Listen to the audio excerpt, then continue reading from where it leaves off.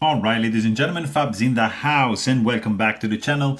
Today I'm in the house with these Chris Reeve knives, Large Sebenza 21 in a pretty cool Basketweave Damascus, here with me for a quick maintenance video. But hey, don't forget to like this video and maybe, consider to subscribe to the channel if you're in a good mood. You're gonna need an Allen wrench that's size 2 to take this guy apart, and it's gonna be a breeze.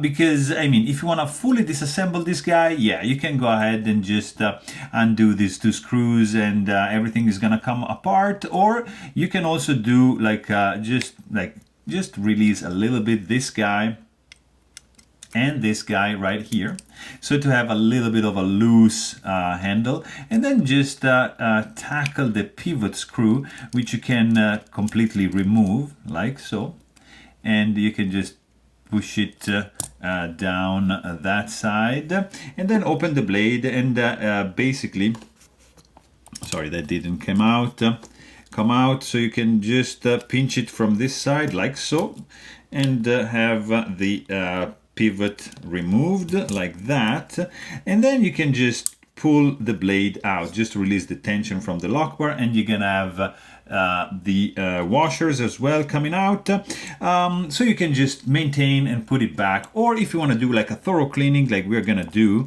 you just remove also the other 2 screws, like 1 and 2, and we're gonna do, you see, then the scales, they come apart. You can take your microfiber cloth with some rubbing alcohol, so just to remove all the grease that is in there. So you can just do something like that, and you're gonna have the scales nice and clean. You see, that's one. Here you can remove this, that's the stop pin, like so, and just clean nicely this all area, the carbidization, everything is pretty clean now. And then you can just, that's all right. And these are going over there, and then you've got the blade, so you can remove the washers like so. There is a bushing pivot like there, and you're pretty much good to go. You clean now the tang of the blade like that. You clean the washers nicely like so. All the grooves are, these holes are pockets to hold the grease basically in place, and that is fine. And you have also pockets inside of the area, like here, I'm gonna show you. You see you have pockets to hold the grease in the inside here. That's just a beautiful, beautiful touch. And then you take this fluorinated grease, which comes with the package. Make sure you shake it a little bit, because it has the tendency to create a little bit of watery thing. So I was saying, if you don't feel like to do all this, it's not a big deal. You don't have to. In fact, I'm going to show you how to, because you're going to be basically back in this position. So that's the stop pin which goes there, and by the way, the tolerances are crazy. So that goes there, this guy goes here. So basically you put together the 2 handles, right? Like that goes here, and remember that to have everything in place like so, and that works. And then we're going to use like this guy over here to put back the handle together like so. Okay, that's very good. And actually that's a little bit, so leave it a little bit loose, just a little bit loose. Don't over tighten anything, and don't even tighten now. So just like that, you see, like half of a turn, you need to hear a little bit of play here. And then put the handle aside and then take the blade here and put the bushing pivot in, and then big side goes the big washer. Wow, that's a lot.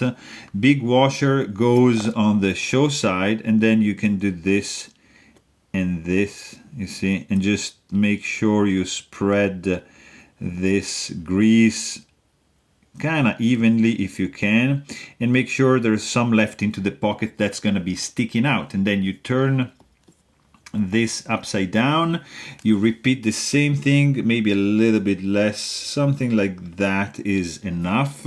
For the other side, make sure you just spread that love, and make sure now you pinch you sandwich everything like this, you see, has to be flush. Okay, so the bushing pivot has to be at the same height of the,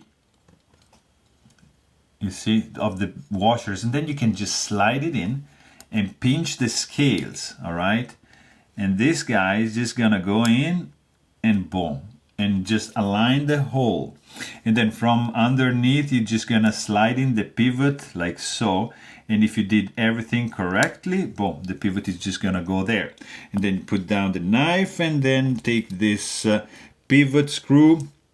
You know, I'm not gonna do any blue Loctite. You can do it, but it's okay. I'm not gonna do it. And then I'm gonna teach you a little trick here to put the Sebenza, so make sure that everything is of course in place right now, and that is it.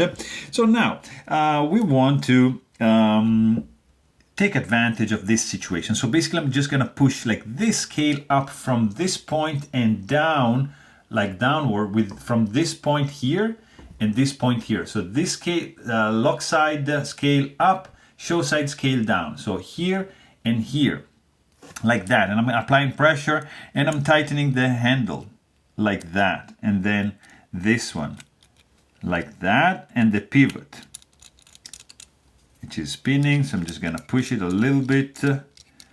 Yeah, it's spinning. Now it's not, and it's done. So now we should have engaged the lock a little bit earlier. Look at that. Very, very cool. It's probably a little bit too stiff for my liking, so I'm just gonna do a little bit less, like that. Oh yeah, very good. It's still actually pretty strong. So I tightened a little bit too much, maybe like so. Let me see. Still a little bit too tight. Do a little bit less, like that. There you go. There you go. Very good. Yeah, this is still like needs to break in, but guys, like the buttery smoothness of this thing. Oh, that's the Sebenza. You know, you don't have to expect any drop shot or anything. This is about smoothness. It's about slowness, not about speed. And this is how you maintain and you take care of your Chris Reeve Knives Large Sebenza, in this case with a pretty cool Basketweave ladder, Basketweave Damascus. So there you have it. Hope you guys enjoyed this video. Thanks for watching and stay tuned.